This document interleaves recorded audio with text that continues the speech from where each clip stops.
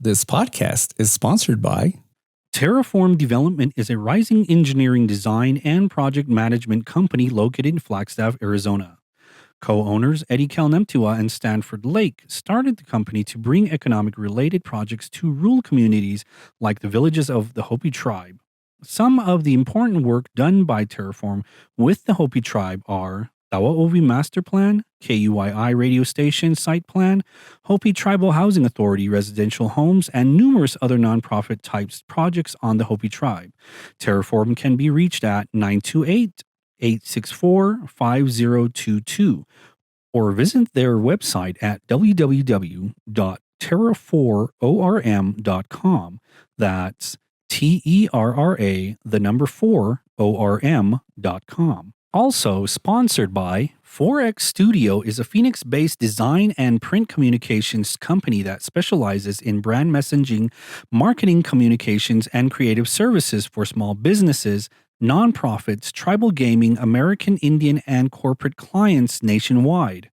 Their professional services include integrated brand systems, strategic design, identity illustration, print, ad campaign, assist management, packaging, and event design. 4X Studio is an American Indian owned and operated by Sean Quaney.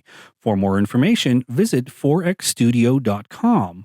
That's the number 4xstudio.com.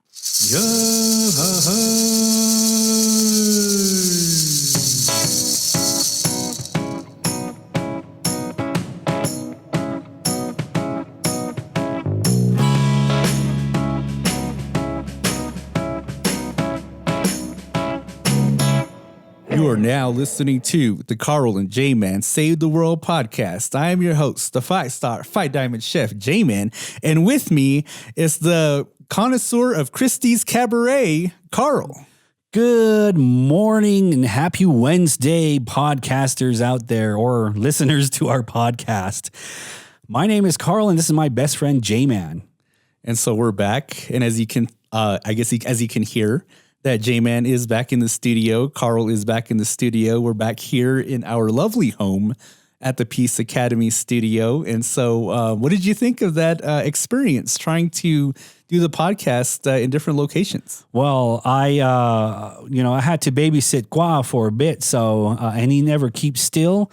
So if you probably heard some shuffling in the background of the podcast, that's him shuffling his little legs, walking around. Gua kept trying to take his pants off in the room while you're trying to record the podcast, huh?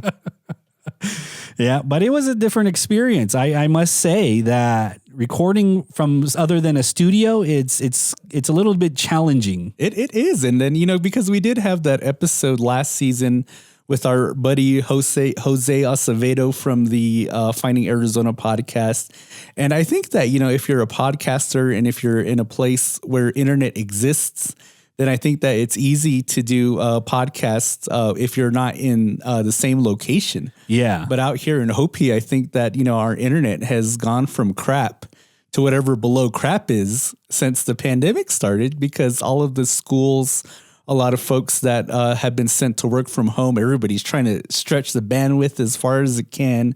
And then ultimately, that's kind of what creates some of these issues to trying to record from using the internet. Yeah. And it is actually called the internet divide, the technology divide or something.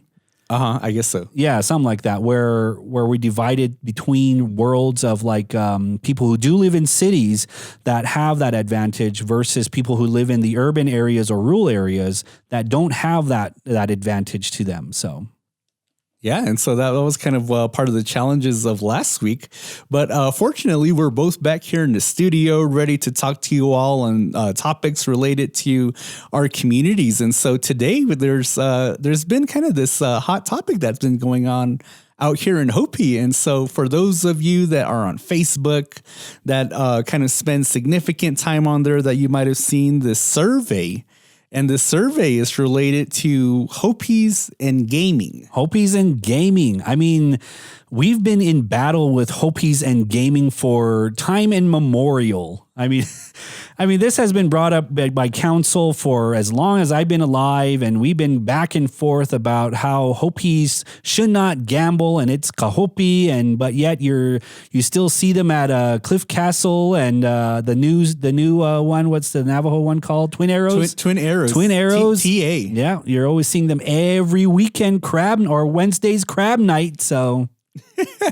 And, I guess it's funny because, there are several casinos in the state of Arizona and shit, man. Like our people, they're crazy about them because you mentioned crab night. And I know that that's kind of a popular night to go to the casino.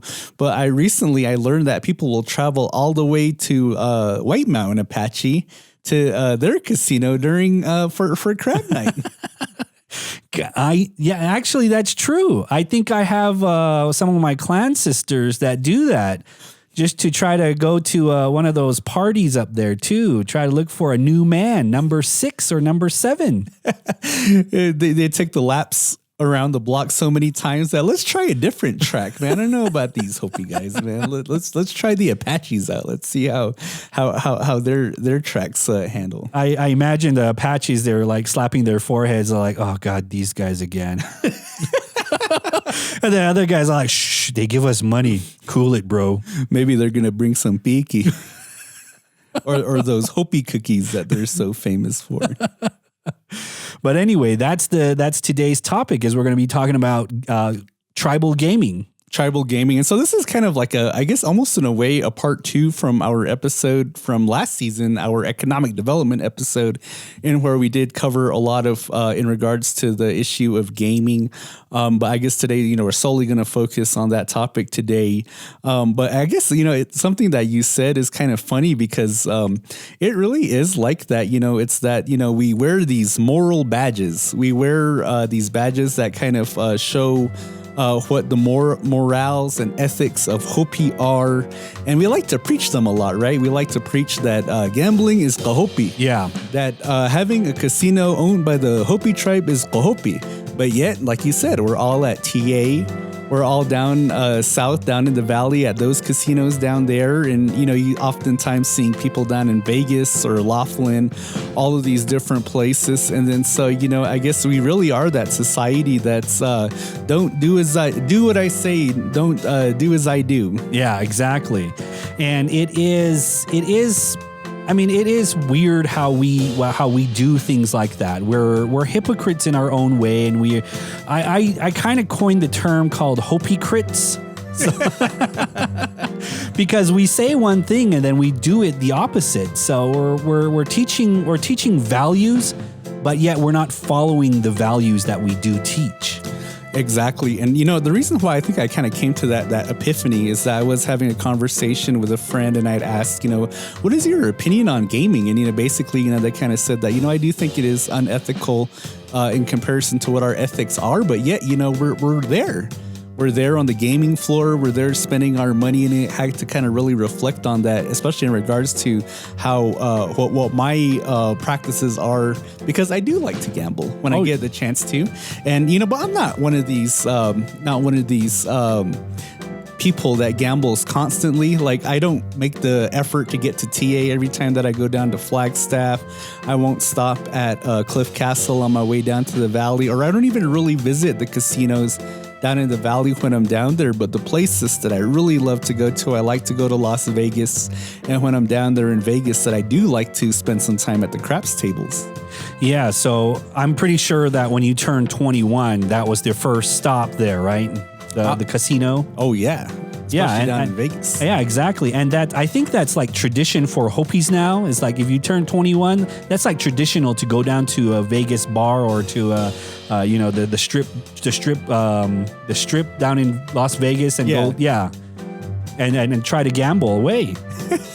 And but then it's that's kind of like jokes, we've joked about it before on this podcast, how you've made the comment that you're not a real res Hopi, or you didn't have a real res Hopi childhood unless you were left in the parking lot for hours at a casino. Yeah, and that was true. Yep. And a lot of us have experienced that. At least people within our age range, because now, they've made the casinos more family friendly to where you could bring your kids and then, leave them at the Kids Quest or, the arcade or whatever it is that they have there now. But, like for a lot of us, that was something that we experienced. And we all have those soos. We all have those tias. We have our moms and, our tahas that do like to frequent the casinos often. I do have one of my mom's sisters that's always at the casino before all of this COVID stuff hit. And so that was kind of the joke, she's down there, Linda's down there at the casino again. And it is true. It is true. Like, So and Kwa did go gamble before, and I was the poster child for the leaving your children in the van while they go gamble for a couple of hours. Toss us a couple of bologna sandwiches and you're fine. And then, because some of our relatives do hit the casino so often that there's those running jokes, that they're praying to their wutya before they hit the slot machines, or they're sitting there with their homa in hand while they're pressing the buttons, praying for those coins to come out or, those credits, however it is these days. But, it really is, I guess, has a large place within our communities. Yeah, exactly. Even if we do preach that, gambling is Hopi. When I turned 21, we went to Las Vegas. Kwa So and I went to Las Vegas, and it was one of the coolest things that I have ever did. And I drove all the way to Las Vegas, and I said, okay, I want to gamble. I want to gamble. And so Kwa gave me $100, and So got $100, and Kwa got $100. And Kwa usually plays the 5-cent machines. Back then, it was 5-cent machines. Yeah, the nickel machines. Yeah, the nickel machines. And so he was playing around, and he hit a jackpot, but he didn't know that he hit a jackpot. And he just kept on playing that jackpot until that jackpot ran away, and then that was it. He won about $2,000, and he didn't even. Kidding. Yeah, he won $2,000, and he didn't even know that he won $2,000. He just saw the shiny lights, and he's thinking that he's doing a good job. So when I went down to Las Vegas, the first thing that they do is that when you go, they ask for your ID. Yeah. And I was like, okay, cool. This is my chance to prove that I'm, of age. I get to use my ID for the first time. Use my ID. And so I immediately do that. And, the guy's like, oh, okay, you just look so young. And I'm like, yeah, I know. No, thank you. No, thank you. So I go and play some of the slots, and I'm like, okay, yeah, if Kwa knows how to do that, I probably know how to do this too. So I'm playing the slots and everything like that. And I hit a couple coins here and there, and I go to the blackjack table, and I was like, I don't know how to play blackjack, but I seen it on Vegas Vacation, the one with Chevy Chase. Yeah. Yeah. So I said, I think I know how to play this. So I seen Vegas Vacation. So I go over there, and there's like a $5 limit on that, or a $5 whatever. Yeah, $5 limit. Minimum. Yeah. And so I immediately tossed my $5 down, and within 2 seconds, and they're like, okay, you're a bust. And I'm like, what happened? What the hell just happened? You lost your money. I just lost my money. I'm like, and it was like 2 seconds later, and I'm like, all right. So I just barely sit down, and he's like, all right, bust. And I'm like, I just barely got back up. So you sat down and then sat back up in less than a minute. Pretty much. So it was weird. And I was like, okay, I didn't know how to play blackjack. And I guess you couldn't touch the cards. Yeah. Like, when the whole influence is like, okay, I seen movies that the players hold the cards, and I seen the games, where the blackjack, what do they call them? The tournaments. The blackjack tournament? Yeah. And so I was like, okay, yeah, I think I seen this before. So I immediately try to reach for the cards, and I'm like, son, please don't touch cards. I'm like, oh, okay, well, that must be a tihi or something like that. Well, you can hear the excitement in Carl's voice, so that just goes to show you how excited we are about casinos and gambling. Yeah, and the one thing that I took from Vegas is that I went to the restroom, and on the wall of the restroom, it says, "Do you have a gambling problem? Call this number." And it was in the men's restroom. And I'm like, okay, do you have a gambling problem? And I'm like, I don't have a gambling problem just yet. I guess with your experience with casinos, what would you say your favorite casinos are in the state of Arizona? Well, I only went to 3 casinos, Okay. which were Las Vegas. No, in Arizona. And that's what I'm telling you, which was not in Arizona, which is Las Vegas. That's a casino. Then 2 of them were here, which is down Wild Horse Pass, and then the Cliff Castle. That was it. No kidding. You've never been to TA? I've been to TA, but just for a conference. I never gambled. And you've never there. gambled Yeah, there? yeah. Because I would say that Cliff Castle was the number 1 casino of Hopi until probably TA came along. Yeah. And then now there's the Apache Casino in White Mountain. I don't know what that casino is called. Do you know what that casino is called? Wild Horse. No. Yeah, I don't know. I'm not familiar with all the casinos anymore. So because I frequented a few, because I know that at San Carlos, I think that their casino is called Apache Gold. Really? And then I think that Gila River, they have 3 casinos. Salt River, they have 2. And then there's the Tana Atam. They have the casino down in Glendale. Really? And then there's the Akchin Casino, which is south of Phoenix. I know about that. And then in Tucson, I know that there's 2 casinos, I believe, that's owned by the Tio tribe.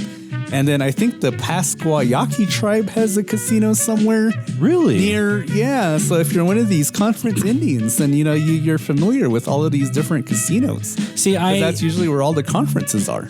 I'm a greedy person, so I don't like to go to casinos thinking that I'm not going to win anything. So I'm going to keep my $20 in hand and not pay it. So you must be one of those that likes to hold on to your money and not give it to the casino. Pretty much. So I don't think you're really Hopi then. I'm not really Hopi. I'm not initiated into that society. Because I can't really play like the slot machines. I think that's boring because then you're just sitting there pressing a button and then watching lights flash. The things that I like to play, I like to hit the tables. I like to play craps. I played blackjack a few times, but that's kind of not really my thing. Yeah. Simply because the example of your story is you sit down and then your money's gone as soon as you sit down. And so I think that that's something that kind of cycles money out a lot quicker.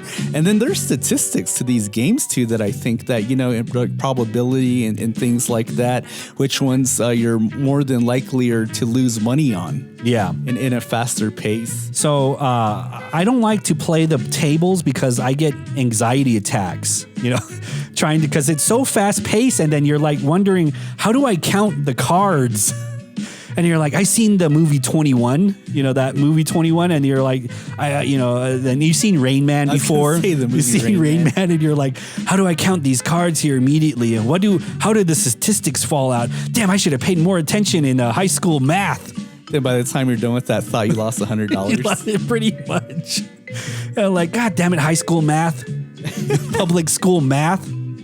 But I think what really started this conversation between you and I really was that survey that was floating around on Facebook. Yeah. That there was a survey regarding the Hopi tribe and some sort of dealings that they're trying to undertake to set up a casino. And I believe, and this is something that I'm not really too familiar with. I don't know if you have more information about it, but basically working with another native tribe, I believe it's the Tonto Apache tribe. Yeah. And trying to set up a casino or working with them to help with their gaming to some extent.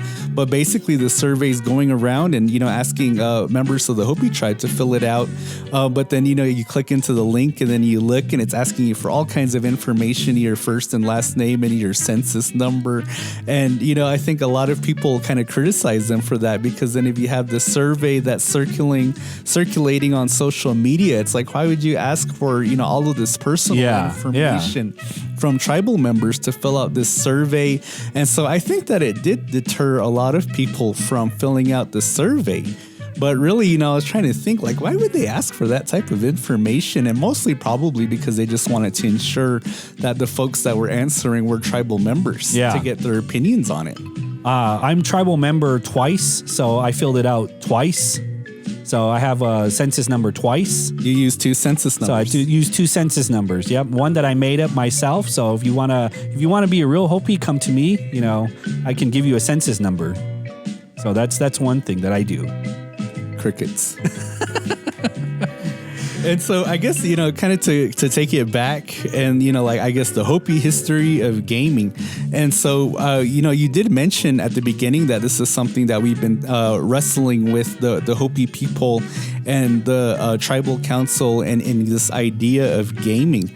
And so I guess, from the knowledge that you've obtained from, whether that's So'o and Kwa'a or other elders that you communicate with, why do you think that the Hopi people kind of rejected this idea of gaming? I believe that it's Kahopi and that, it's going to take away the traditions of how Hopi sees itself and, everything that follows with gambling. Mm-hmm. So I guess it's this idea of not just the gambling itself, but might possibly what comes with it. Yeah. Because then, if you go to all of these casinos, they serve alcohol. Yeah. In all of these casinos. And I guess if you look up statistics, that there is crime that's involved with casinos. Yes. And so, I guess it's this idea of keeping all of these additional elements of what comes with gaming out of the Hopi communities. And the fact that, that Hopis do see gambling as something that is unethical within our traditional perspective of our own morals and ethics. But then like that, drinking alcohol, if we're going to have a casino on the reservation, or if we're going to have a casino that has the Hopi name that's written all over it, are we going to be serving alcohol? Yeah. Or is that something that's going to be incorporated within the business? Because then, it'd be easy to say that, if we feel this strongly about not supporting alcohol or the alcohol industry, then let's just not serve alcohol in the casino. Yeah. And so that kind of plays on your mind and how we see, being financially stable. Although it is a way to be financially stable here on the Hopi Reservation, because it does give a lot of jobs to people that don't have jobs here, but yet it creates more problems to a family if you think about it. About like with alcoholism, with gambling problems, with with the Hopi tradition. So. And so, like, if you're to walk into a room, like, how many of you know an alcoholic? It's like, whose hand wouldn't be raised? Yeah. If you were to, walk into a room full of Hopis. And so, I guess a part of that is that fear of encouraging that type of that type of problem. Yeah. That continues to persist in the community. But I guess really what I was trying to get at that, is that in regards to certain types of businesses, certain types of industry, and the food service industry is similar to this, is that alcohol is a big part of why those businesses are successful. Yeah. And that's a big part of why casinos serve alcohol, because then it adds to the revenues. In addition to, it gets people greased up to make them a little bit more loose with their money. Yeah. And so normally when you're sober and you get to that point where, like, oh man, I lost too much money. I lost my $20. Yeah. It's probably time for us to go. But then when you're 4 deep in, or back to when you're 6 cans, no clans mark, then, that's when you start, I could probably put in a few more bucks. And then next thing you know, you're walking out with nothing. And so really, the alcohol component is as vital to the casino industry as it is with the food service industry. Yep. And so, it would be really difficult to just cut out that component of alcohol from the casino floor to serve our appetite for fulfilling our morals and ethics as Hopi people. That is a great point. But first, we're going to go ahead and take a quick break for our first sponsor. Strong Ones is dedicated to exposing cultural traditions of running that exist within many cultures and tribes worldwide through running apparel. Strong Ones is an individually owned business supporting cultural running traditions and supporting local organizations within the Hopi Reservation. They can be found at strongones.myshopify.com. Again, that's strongones.myshopify.com. They are also on Facebook at StrongOnes15. All right, and we're back. And so, speaking on the, I guess, the topic of why that in the past Hopis didn't really want to be in the gaming business. And, I think that, some of the lessons that some of these older people kind of talk about in regards to the casinos and elements of the drinking and that sort of thing that follows it, a lot of that comes from our traditional stories. Yeah, exactly. And there are different stories that kind of warn you in that way, trying to deter you from the Hopi part of it, trying to keep you on that path. But yet we don't follow that path because it's much more shinier than Hopi stories, pretty much. It's funner. It's funner. It's funner to lose money. Funner to lose money while you're taking that shot. Exactly. And it kind of plays on your mind is that Hopi doesn't own money, but yet it gets money, but yet we can spend money. So it must be okay to lose that money because it's not ours. Mm-hmm, mm-hmm. And so I think it's real fitting, that, last week's episode was Duwitsi. Yeah. And, some of those stories that are told during this time of the year, some of them, like I mentioned before in the last episode, are historical stories. Yeah. Of our migration, of our people making their way from the Sipaupani, from the Grand Canyon to our villages here on Hopi. And so, for the most part in the Southwest, you have all these ruins, right? You have all these different places where there are signs that there used to be villages. And according to the Pahana archaeologists, is that, they had these villages here and then they just disappeared. We don't know what happened to them. But it's like, but we know what happened to them. And so Hopis have these stories of these communities, of some of these ruins throughout the Southwest, and a lot of it, some of it has to deal with that.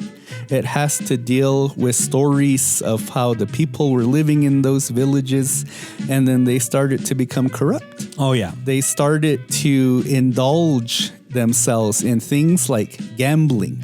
They started to indulge themselves in things like dancing too much, and it got to a point to where they were dancing and gambling so much, having fun, that they started to neglect their children, that they stopped feeding their children and caring for their children. And so when you look at the landscape today, it's like, how many people do you know that leave their kids so that they can go gamble? Yeah. Or leave their kids so that they can go party, hit the clubs, to go dance. And so, all of this, a lot of what we're going through in the contemporary sense are things that are a part of our past, are things that have happened before. And we know about that through our Duwitsi, through our old Hopi stories. And, Hopi has been involved with gambling in time immemorial, like I said before. And Hopi has done gambling, not in the traditional Pahana way. Long before the styles.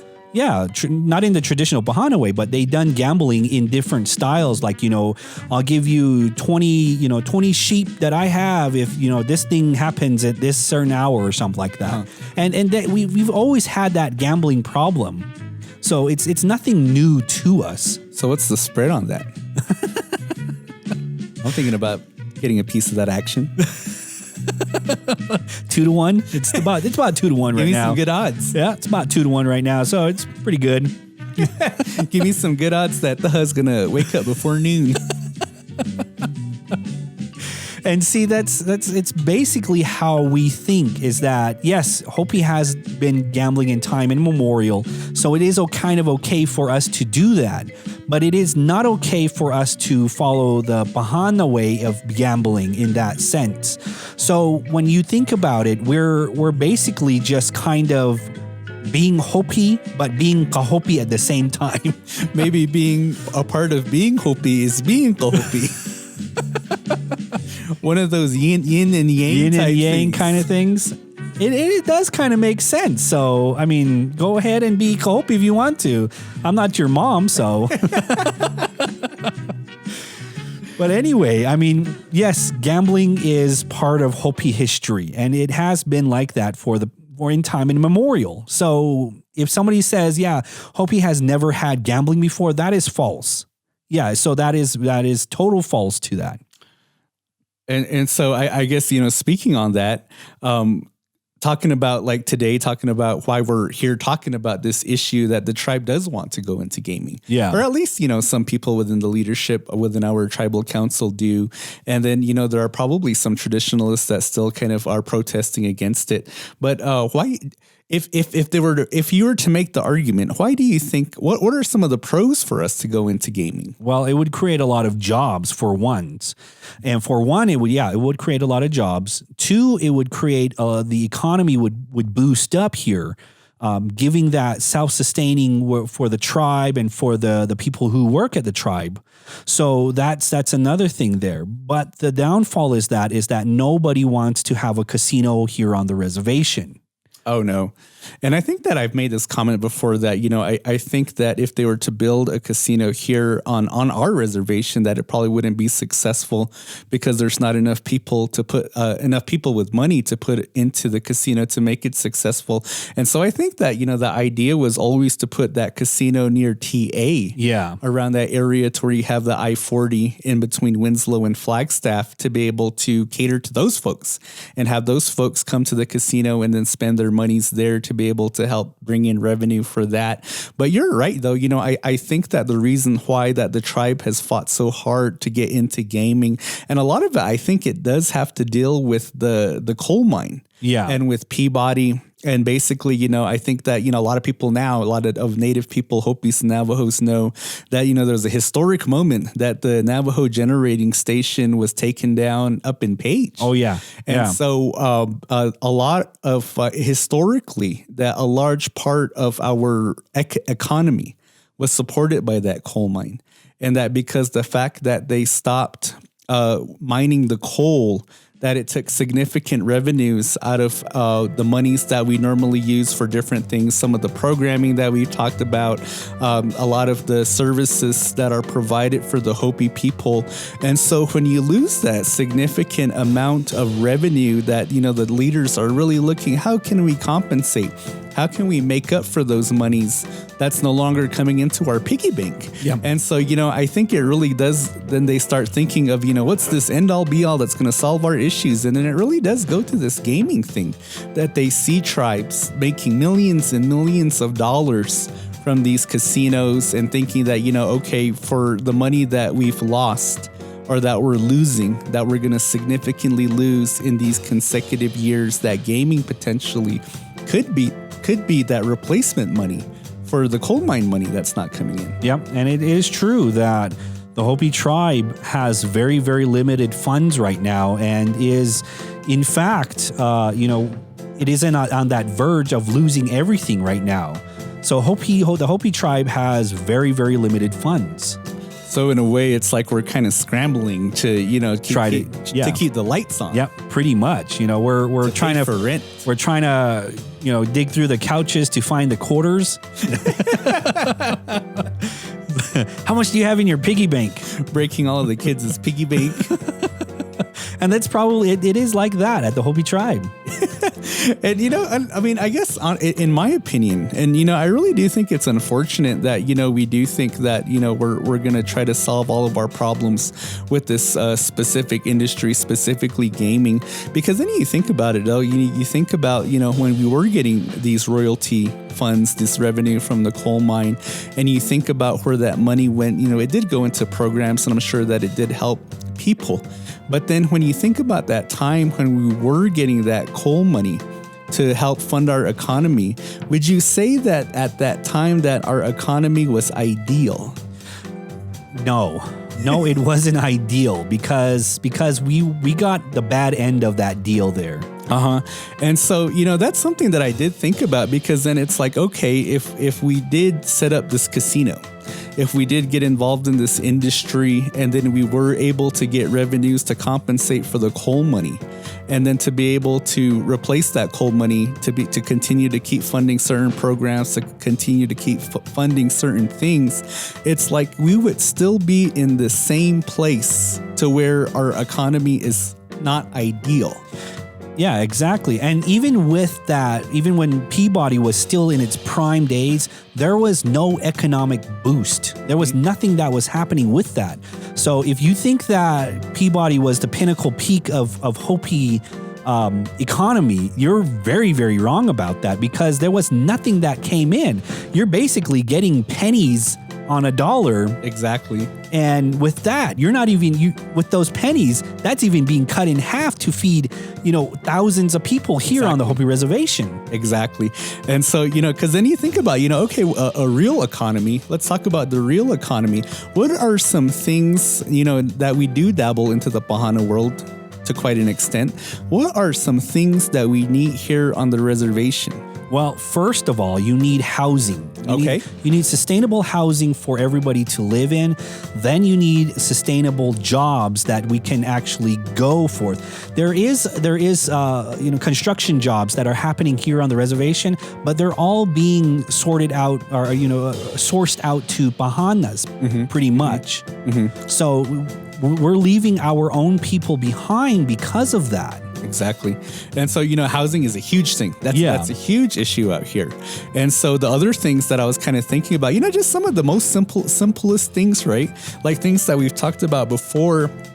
It would be nice to have, and I'm sorry, K-Town store, but it would be nice to have a real grocery store out here. Yeah. Or even 2 or 3 real grocery stores out here. Yeah. And even with a real gas station as well. I'm sorry again, K-Town.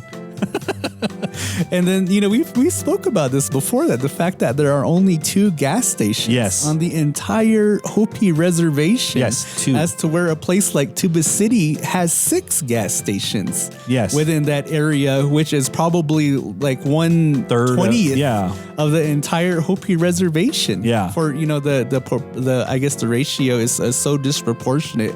And so it's like really looking at our own lands and start thinking, what are some things that we need here that we should put our efforts and, all of this additional monies into? Because then you think about developing a housing community, you think, oh, that's not going to make us rich. No. Or you think about, opening up a grocery store. That's not going to bring us in, millions of dollars a year. No. But what the part that people are missing is that when you have these houses, when you have these homes, that it gives you the ability to keep your people home. Yeah. It gives you the ability to bring your people back home. Those that have left to pursue an education, those that have left to pursue other types of work opportunities. And then so if you have the ability to bring these people home, then you have more workers to help to build this community out here on Hopi. Yep, that is true. That is very, very true.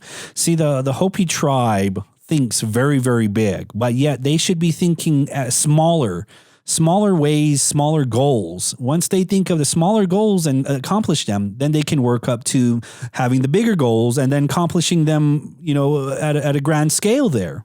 But we think too big. Because then, it's just like that. It's like we're trying to get from A to Z without doing B, C, E, F, and, so forth. Everything in between. Yeah, we try to make that shortcut happen for us at an easier pace, but yet it's setting us back so far back that we think that we'll get there. We'll get there someday, pretty much. So I guess once Carl and I get off our soapboxes, would you ever consider running for any type of tribal leadership? Would I? Yeah, of course, man. I'm going to be next tribal chairman next year. So, well, you were already almost the chairman of Hotvela, so. Yeah. So vote for me next year. Free candy for everybody. From C's Candy. It's so funny though, because then like that, I think that, it does take a lot of thinking about, what our true positions are on some of these topics, because I know that for myself, that because my soul, she was really kind of like anti a lot of Pahana stuff, She was anti-gaming. She was anti-teaching our language in the schools. She was anti, a lot of water and electricity in the village. Yeah. And so because I respected her so much that, I really listened to what she had to say and the reasonings of why she said those things. And I really took it to heart. And I really, kind of shared the same perspective, really without thinking about it. Like, yeah, I'm anti everything that Soul was anti because she said it. But then like now, because we're living in this contemporary times, and you think about, some of our traditional morals and ethics, it's that, a lot of our people don't even learn those morals and ethics anymore.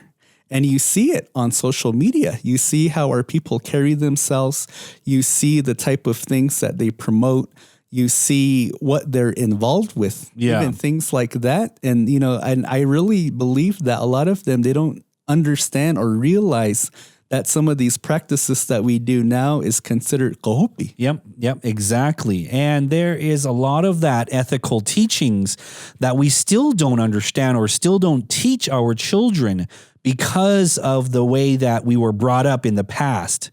So, I mean, we're not teaching Hopi as it was taught in the past. That's very true. And I think it's because of this, I guess of this, reality, the fact that we do want our children to be educated in the white man's way of life. Exactly. We want them to have that education that comes from these top tier high schools, from these high level universities, or the fact that we want to have jobs ourselves.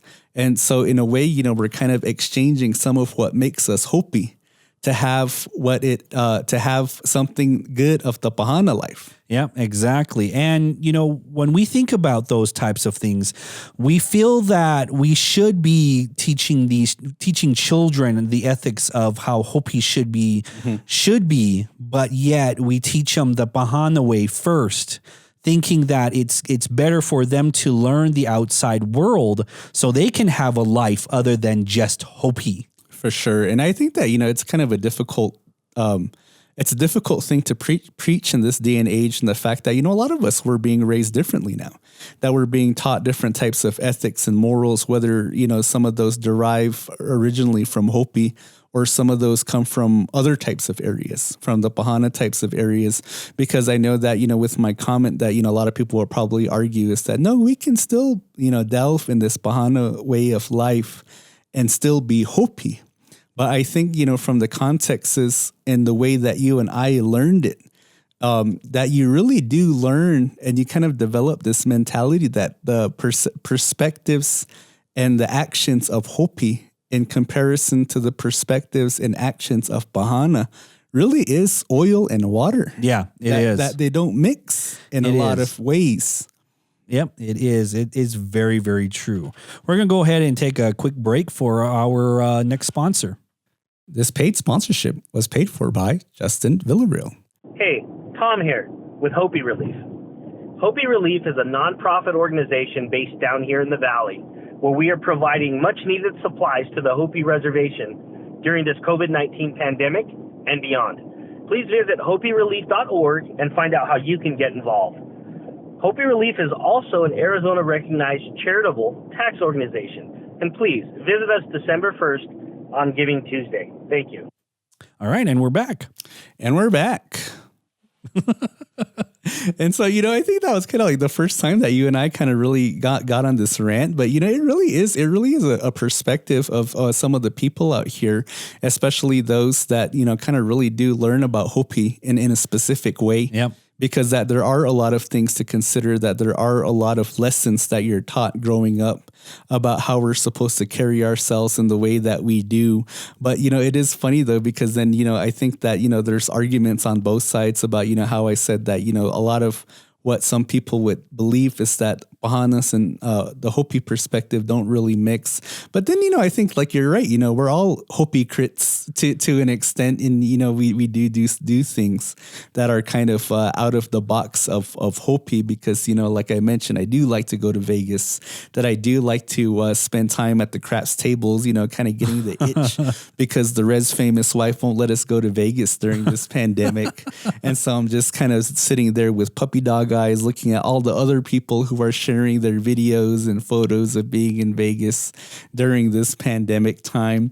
But speaking of Vegas, one of the criticisms that, kind of always came up, and this was, back when things were kind of normal, was that if you were involved with things like school boards, or if you were involved with certain types of programs out here on Hopi, that one of the biggest criticisms is that how come they're always going to Las Vegas?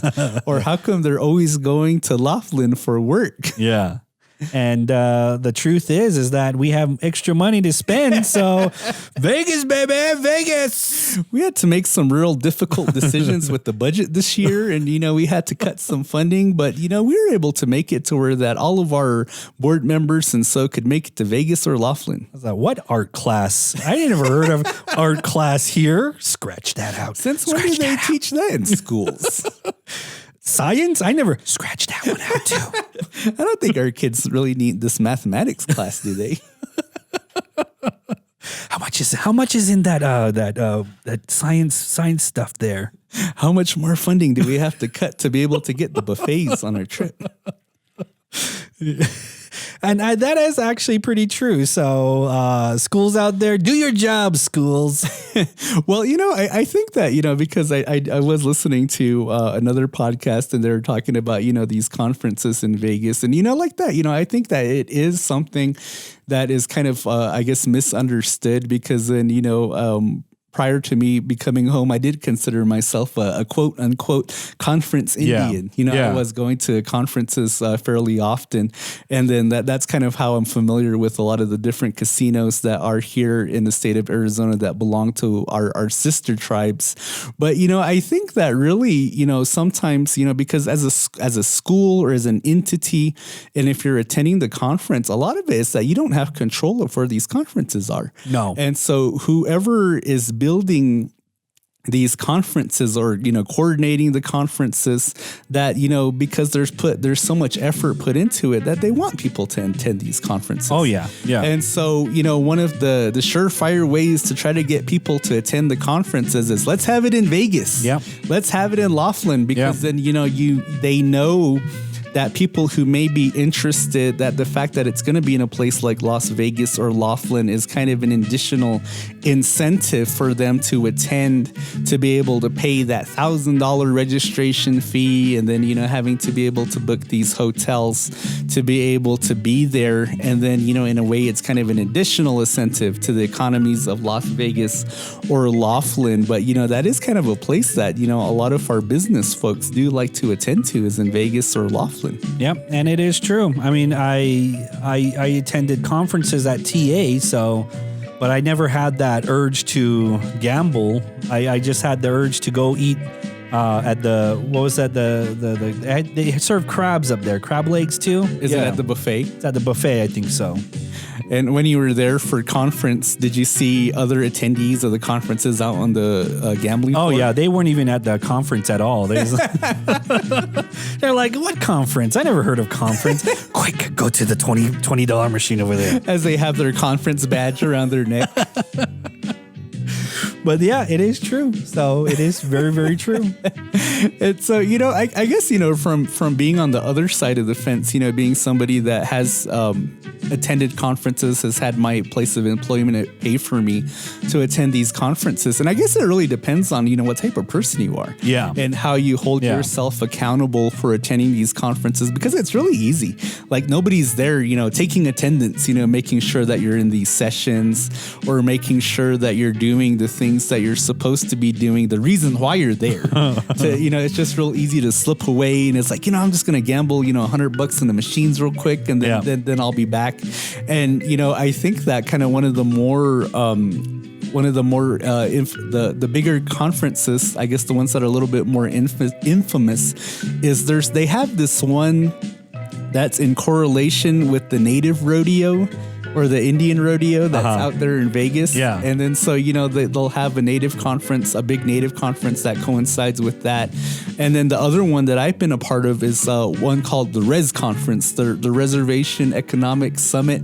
Yeah. And so it's just so interesting when you attend these native conferences when they're in Vegas, because then, it's just the sea of native people there in Vegas. And it's like, who was smart enough, I guess, to, think of start putting these native conferences in Vegas. Yeah. Because then it's like, as professional as you are, or, the type of stature that you have, or the job title that you have, regardless, it's like bringing the Reds to Las Vegas when they have these big conferences, because then, some people, they carry themselves in the manner that they're supposed to. Yeah. But then it's like a lot of us, we're there at the gambling tables. Exactly. And we're all congregating at the lobby bar once the conference is over, partying the night away until the sun comes up the next day.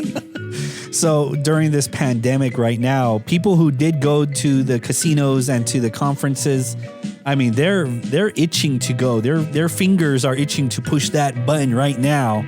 Their woodias are probably crying like, how come you didn't take me to the casino anymore? They haven't prayed to me in a while.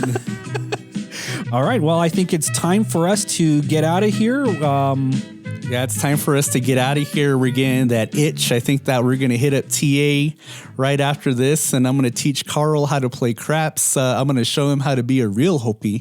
And so we're about to head out that way. But we'd just like to thank you all for listening to the Carl and J-Man Save the World podcast. We really appreciate all of the support. We started off, we're past the midway point of season 3. And so the numbers have been very strong. Yes, thank you. We're creeping up to 20,000 total downloads, which is very remarkable. And huge thank you to you all for listening to the podcast, sharing the podcast, watching us on YouTube. And so, just as usual, if you're not following us on our social media accounts, we are on Facebook at Carl and J-Man. We're on Instagram at Carl and J-Man _podcast. And we're on Twitter at Carl and J-Man. And you can also find us on YouTube. Yeah, exactly. And speaking of YouTube, we will be doing a special YouTube series.